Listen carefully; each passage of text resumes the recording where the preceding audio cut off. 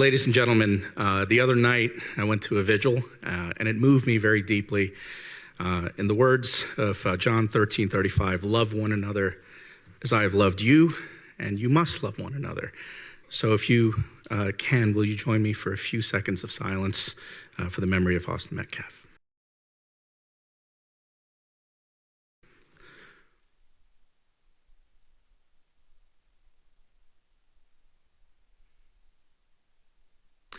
Mr. Mayor, council members and neighbors, I speak to you tonight as a Frisco resident who is deeply concerned about the welfare of our community.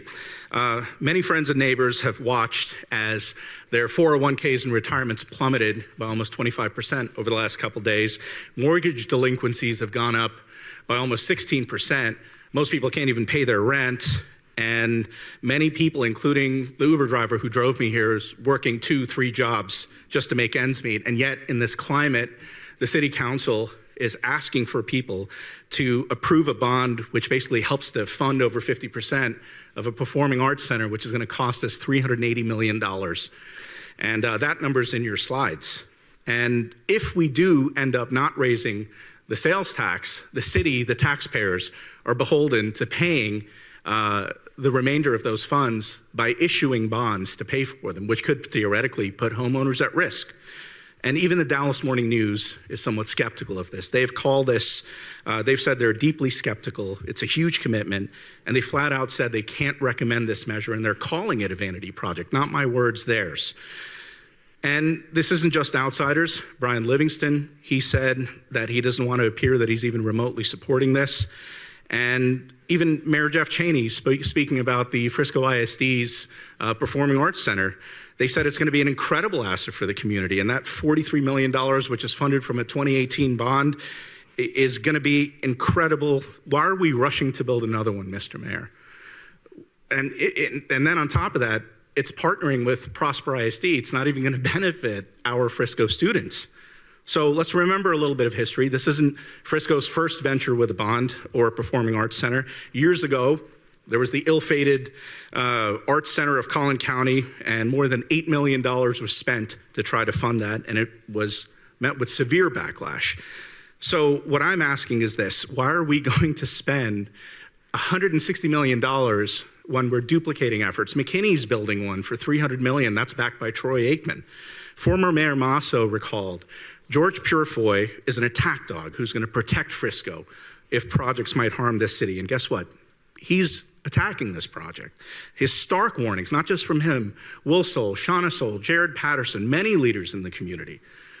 And Frisco taxpayers, I say, in terms of things that we should prioritize, how about this? How about an animal shelter? We've been promised one. People here in our community are driving all the way to McKinney and the Colony for an animal shelter. Mental health services. Collin County alone with Life Path Services saw a 16.8% jump in increase. What about veterans with access to those facilities? The Frisco Police Department created a crisis line, and they're heroes, but we don't have a single facility here that does that. How about the parents of children with disabilities? I see you. Guess what? Their frustration, we have hundreds of families here in Frisco who are struggling to find a place for kids with Down syndrome or autism or special needs. Where's the city-supported center for them? Look, you, Mr. Mayor, you asked what are some alternatives? How about this? Why aren't any of you calling CAA or William Morris, figuring out how to get filming locations so we can bring tax revenue, or using the beautiful theaters that we have here for film festivals and art festivals so we can generate income and revenue? Or for that matter, why aren't you figuring out ways where we can incentivize tax breaks so we can move 1883 and Yellowstone and those kind of filming needs here? If we want to get into the entertainment industry, let's understand business. And how about different ways to utilize the EDC funds? How about building high-tech manufacturing or power plants or data centers, things that would bring in jobs that pay hundreds of thousands of dollars so our kids can actually buy a home, and it would generate money for the EDC and CDC. And I'm going to bring up something very uncomfortable.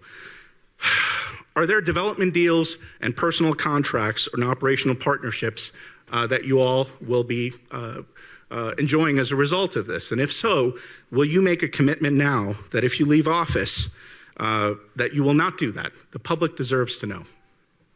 Thank you.